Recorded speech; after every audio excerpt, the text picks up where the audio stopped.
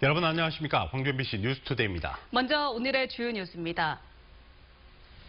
민주평화당 전당대회가 엿새 앞으로 다가온 가운데 당권주자 6명이 어제 TV토론에서 격돌했습니다.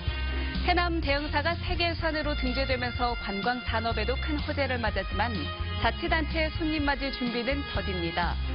전남 곳곳에 풍력발전소 건립이 추진되면서 소음 피해 등을 호소하는 민원도 잇따르고 있습니다. 대학 기본역량 1차 평가에서 탈락한 조선대가 2차 평가를 앞두고 있는 가운데 광주시의회가 대학 평가의 지역 특수성을 반영해달라고 요구했습니다. 새로운 당대표를 선출하는 민주평화당의 전당대회가 엿새 앞으로 다가왔습니다. 온라인과 ARS 투표, 여론조사 등이 이번 주에 한꺼번에 실시됩니다. 어제 광주 MBC에서 열린 토론회에서 당대표 후보자들은 호남 정치를 살려내겠다며 지지를 호소했습니다. 정용욱 기자입니다.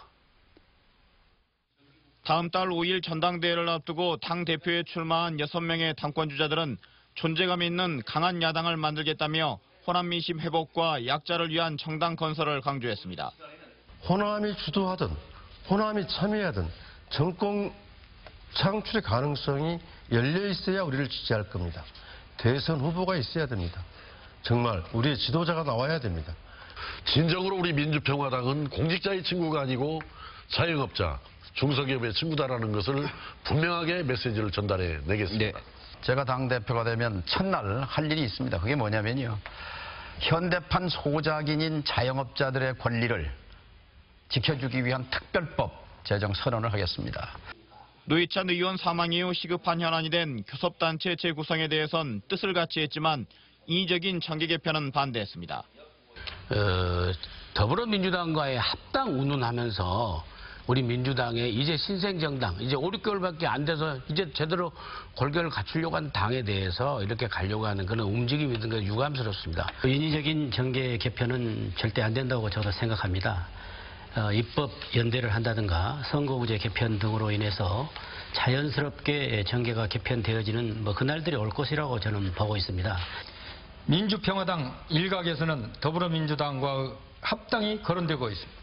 나는 이에 대해 견해가 다릅니다. 민주평화당은 오는 1일부터 나흘 동안 당원들을 대상으로 온라인 투표와 ARS 투표를 진행합니다. 또 일반 국민 2,000명을 상대로 여론조사도 실시합니다. 당원 투표와 국민 여론조사 모두 한 명이 2명의 후보를 선택하는 1인 2표제 방식으로 진행되며 당원 투표 90%와 국민 여론조사 10%를 합산해 오는 5일 새 지도부를 선출합니다. MBC 뉴스 정용욱입니다. 더불어민주당 당대표 후보 TV 토론이 다음 달 2일 낮 12시 20분 광주와 목포 여수 MBC에서 생방송으로 진행됩니다. 이번 토론회는 예비 경선을 통과한 송영길 후보와 김진표 후보, 이해찬 후보가 참석해 집권위기 여당을 이끌어가기 위한 정책과 자질 대결을 펼칩니다. 민주당 새로운 당대표는 다음 달 25일 전당대회에서 대의원 현장 투표와 권리당원 ARS, 일반 여론조사 결과를 합산해 선출합니다. 오늘 출근길 구름 많은 모습입니다. 이 폭염을 꺾진 않을까 기대를 몰고 왔던 제12호 태풍 종다리가 일본 열도를 지나면서 어제 열대 저압부로 세력이 약화됐습니다. 이 열대 저압부는 당분간 일본 서쪽 해상과 제주 남쪽 먼바다에 위치할 것으로 보이는데요. 이 영향으로 우리 지역 오늘 대체로 흐리고 비가 내리겠습니다. 예상되는 강수량은 전남에 5에서 10mm로 많지 않겠습니다. 일부 지역에 비가 내리고 또 강풍도 불겠지만 우리 지역 여전히 폭염특보가 발효 중이고요. 오늘도 내륙을 중심으로 35도를 웃돌면서 덥겠습니다. 자세한 지역별 기온입니다. 현재 기온 광주가 26도, 담양 24도, 화순 25도를 보이고 있고요. 구름 많은 가운데 오늘 낮 기온은 광주가 37도까지 오르면서 평년보다 4도가량 높겠습니다. 목포가 34도, 무안 34도, 영암은 36도까지 오르겠고요. 오늘 곡성이 36도, 구례는 37도까지 오르면서 오늘도 더운 날씨를 보이겠습니다. 날씨였습니다. 해남 대흥사가 세계유산으로 등재되면서 국제적으로 가치를 인정받았습니다. 관광 산업에도 큰 호재가 생겼는데요. 자치단체의 손님 맞이 준비는 더디기만 합니다. 양현승 기자입니다. 두륜산 자락에 자리 잡은 천년고찰 대흥사. 전통적 사찰 건물을 비롯해 첩첩산중에서 불심을 닦는 수행과 생활 등 무형 가치를 인정받아 유네스코 세계유산으로 등재됐습니다. 앞서 세계유산이 된 곳들은 관광객이 크게 늘어나거나 경제적 효과를 톡톡히 누리고 있습니다. 대흥사도 특히 외국인 관광객의 방문이 늘 것으로 보고 준비에 나섰습니다. 외국인 방문객 수가 더 많이 늘어날 것으로 이제 예상을 하고 있습니다. 거기에 대한 대비를 이제 군과 저희와 이제 대흥사와 협조를 해서 외국인 브랜드 사찰을 운영함으로써 대흥사 주변의 관광 기반은 그러나 과거에 머물러 있는 상태. 10여 개 숙박시설은 낡은 건물을 재정비했지만 관광객 대신 주로 전지훈련하는 운동선수들 숙소로 이용되는 실정입니다. 폐업한 뒤 방치되고 있는 건물도 있고 식당들도 한산하기만 합니다. 엄청 사람이 여기 많이 왔던 데가 대흥사죠. 작년, 재작년 이렇게 뭐 한 2년, 3년 전부터 사람이 조금 이렇게 덜 하네. 더욱이 토지 소유권이 사찰에 있어 개발에 한계가 있고 관광지로 개발하려면 도립공원 계획을 바꾸는 등 절차와 이해관계가 복잡해 섣불리 움직이지 못하고 있습니다. 하고 싶어도 그걸 토지가 없어서 못하고 또 그걸 매입하기 위해서 힘들 그런 단계여서 그런 것들을 좀 원인 분석을 해서 활성화할 수 있는 장기 대책이 좀 마련돼야 한다. 대흥사와 함께 세계유산으로 지정된 사찰은 전국에 모두 7곳. 세계유산 사찰의 파급 효과를 선점하기 위한 해남군의 고민이 시급합니다. MBC 뉴스 양현승입니다. 광주시의회가 조선대를 자율개선대학으로 선정하라고 교육부에 촉구했습니다. 시의회는 대학 기본역량 진단 2단계 평가 결과에 따라 재정지원 중단이나 학자금 대출 제한 등의 불이익이 주어지면 학생과 학부모 피해로 이어진다며 이같이 촉구했습니다. 또 조선대도 구조조정과 예산 절감 대책을 통해 지역 발전을 선도하는 대학으로 거듭나길 바란다고 밝혔습니다. 공공기관에서 입찰 비리가 발생하면 해당 업무를 2년 동안 조달청에 이관하도록 하는 법안이 추진됩니다. 민주평화당 황주홍 정책위 의장은 최근 이 같은 내용을 담은 공공기관 계약 비리 방지제도, 일명 원 스트라이크 아웃 제도를 담은 법률 개정안을 국회에 제출했다고 밝혔습니다. 황 의장은 원 스트라이크 아웃 제도가 도입되어 있는데도 법이 아닌 규칙에 근거하고 있어서 실효성이 떨어진다며 법률안 개정을 통해 공공기관 계약 업무의 투명성을 높이겠다고 말했습니다.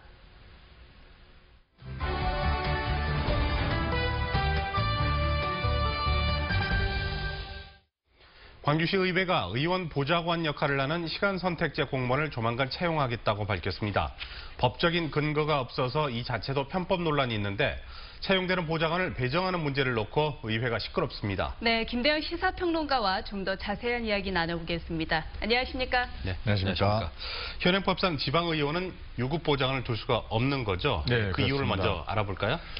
지방자치법상 보면은 이제 의원의 활동비나 월정 수당에 관한 근거 규정은 되어 있는데 의원에 대한 유급 보장을 둘 수 있는 근거는 없습니다. 네. 그리고 또 하나는 이제 당초 지방의회가 시작됐던 27년 전에는 지방원들이 지금과는 다르게 무보수 명예직이었기 때문에 보장원 자체가 없었습니다. 네. 그렇군요. 그러면 이번에 채용될 시간 선택제 공무원 14명 네. 어떻게 된 건가요? 편법인가요? 네, 일단 편법인데요.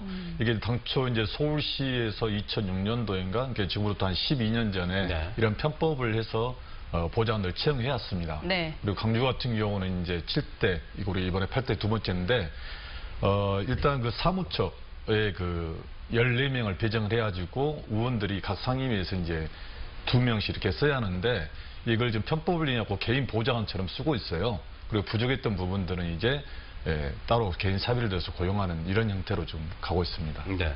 이렇게 뽑힌 공무원을 배정하는 문제로 또 시끄럽지 않습니까? 그 이유에 대해서 말씀을 해주시죠. 네, 우리 시의회가 이제 바람잘 날이 없는 것 같은데요. 그러니까요. 네, 의장단 선거에서부터 이번에 이제 보좌관 채용과 관련해서 결국은 이제 정원 23명이잖아요. 네. 근데 14명만 배정을 하기 때문에 누구에게 배정할 거를 두고 부족하네요. 그렇죠. 그 문제를 가지고 좀 다투고 있는데 한쪽에서는 이제 의장단을 제외한 나머지 배분을 하자 이제 이런 주장이고 의장단들도 역시 활동을 해야 하기 때문에 보장을 둬야 한다 이렇게 팽팽히 맞서고 있는데 사실은 의장단 선거부터 이어져 온 갈등의 골이 이어지고 있지 않나 이렇게 보입니다. 네, 그러면 지난 7대 의회에서는 어떻게 했어요?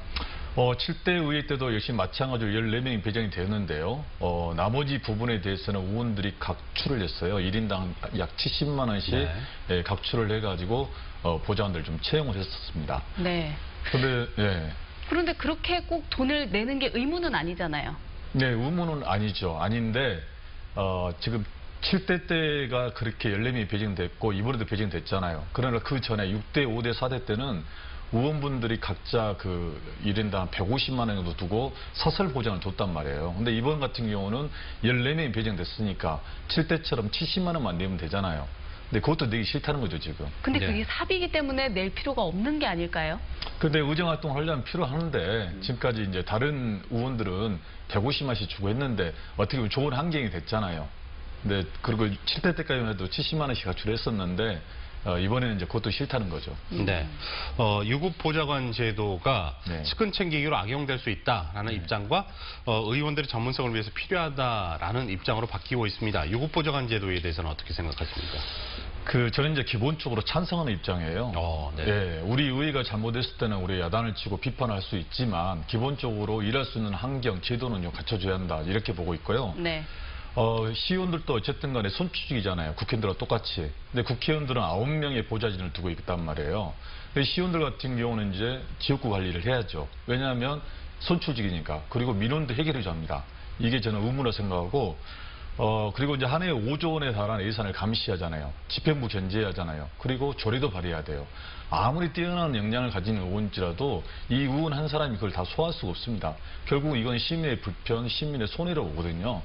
그리고 또 하나는 이제 지방분권화 시대, 지방자치 이게 시대적 소명이란 말이에요. 그러면 지방의 역할도 커지는데 여기에 맞는 보좌 인력이 저는 반드시 필요하다고 보고 이게 자치 역량 강화로 이어지고 정치적 역량도 강화된다 이렇게 보여지는데 이게 왜 이리 안 되냐면 앞서 말씀드린 것처럼 국회에서 법률로 만들어주지 않는데 국회의원들이 싫은 거예요. 한마디로 호랑이 새끼를 키우기 싫다는 거죠. 그래서 이제는 편법을 쓰지 말고 좀 시민들 공론화를 통해서 제도화해야 한다. 저는 그렇게 보고 있습니다. 네, 그렇군요. 항상 발빠르게 또 신속하게 날카롭게 소식을 전해주셔서 감사드립니다. 오늘 말씀 잘 들었습니다. 감사합니다. 감사합니다.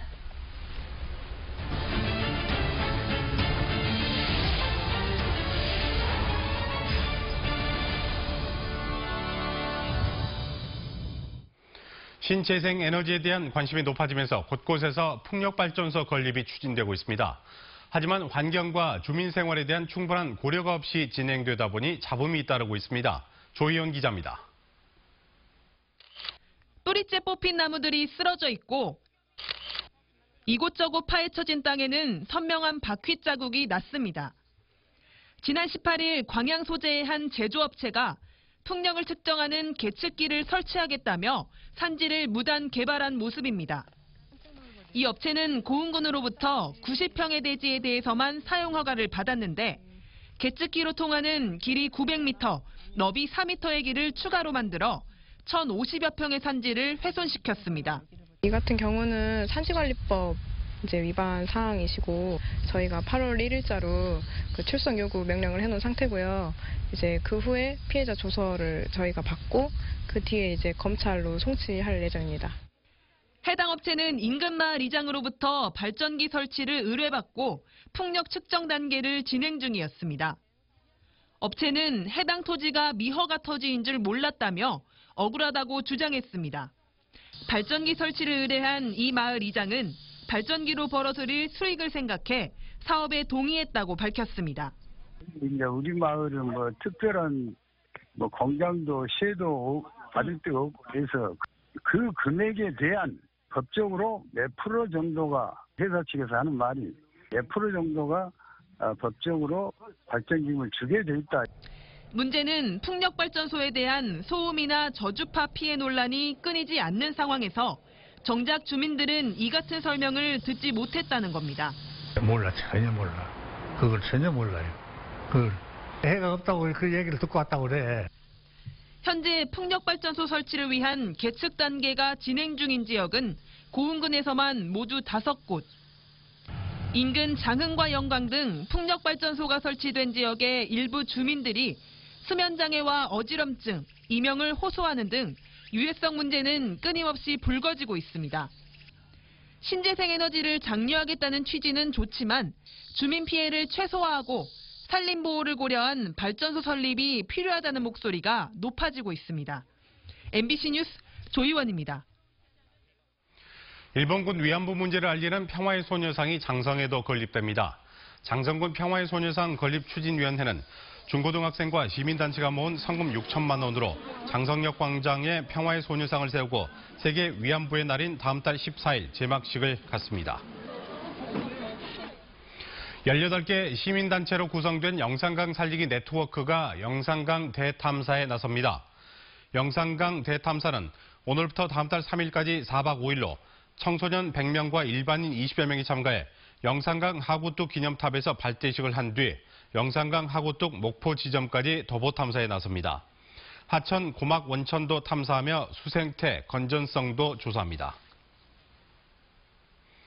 40도에 육박하는 무더위가 지속되면서 온열 질환과 가축 폐사 등 폭염 피해가 늘어나고 있습니다.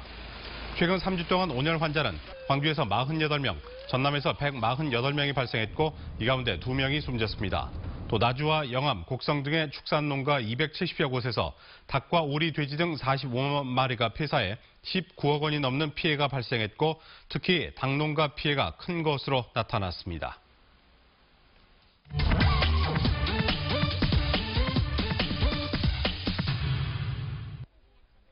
지난 한 주 어떤 뉴스가 누리꾼들의 눈과 귀를 사로잡았을까요?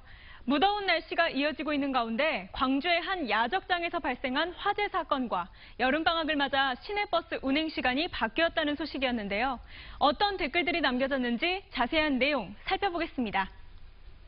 늦은 밤, 인적이 드문 광주의 한 폐기물 야적장에서 큰 불이 났다는 뉴스 전해드렸죠. 화재의 원인은 계속된 폭염으로 인한 자연발화로 추정하고 있는데요. 새벽에 탄내나는 이유가 이거였네. 어제 이 불이었나 봐. 화재가 발생한 곳과 가까운 데서 사는 시민들이 댓글을 많이 남겼습니다.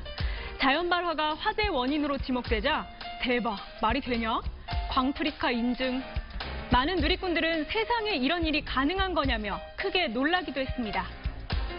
광주시가 여름방학을 맞아 다음 달 19일까지 시내버스 운행 횟수를 줄인다는 소식 전해드렸는데요. 평소 시내버스를 이용하던 누리꾼들에겐 큰 관심사였습니다. 시내버스를 감축해서 운행하는 건 여름방학 기간에 에너지를 절약하고 시내버스에 지원되는 재정 부담을 줄이기 위해서인데요. 안 그래도 늦게 오고 시간도 애매해 죽겠는데 감축하면 이제 회사 어떻게 다녀. 성적 F 맞으라는 시내 계시지? 길어진 대차 시간에 지각하지 않을까 걱정하면서 불만을 토로하는 직장인과 학생들이 많았습니다. 버스 시간 잘 확인하자. 평소보다 조금 더 서둘러야겠네. 이처럼 일부 누리꾼들은 주어진 현실을 받아들이자는 댓글을 남기기도 했습니다. 지금까지 댓글 소셜통이었습니다.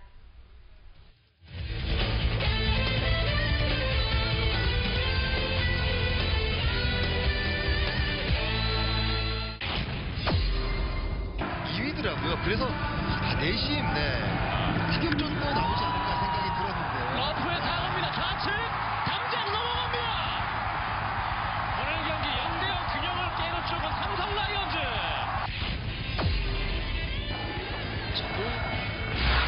오이사고 오르는군요. 초구를 때렸습니다.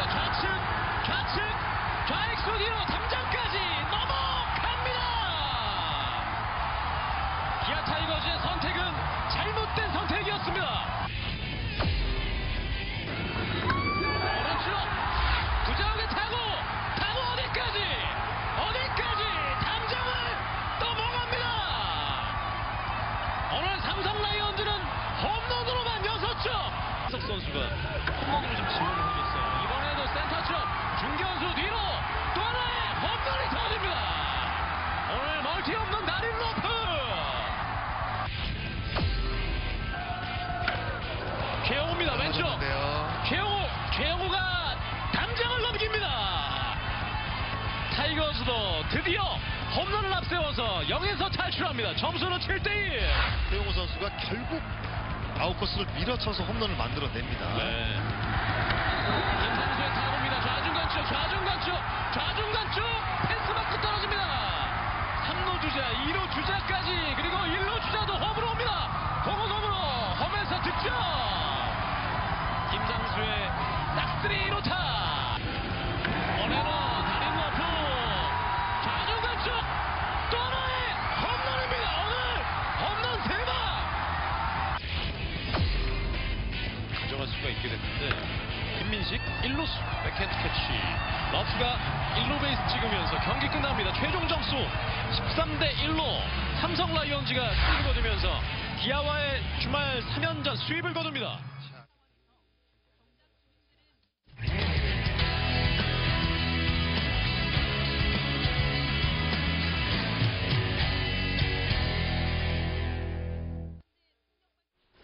광주시가 수소차 허브 도시를 추진하고 있다는 소식 몇 차례 보도해 드렸습니다만 충청북도도 수소차의 중심이 되겠다며 내년부터 충전소 설치에 나섭니다.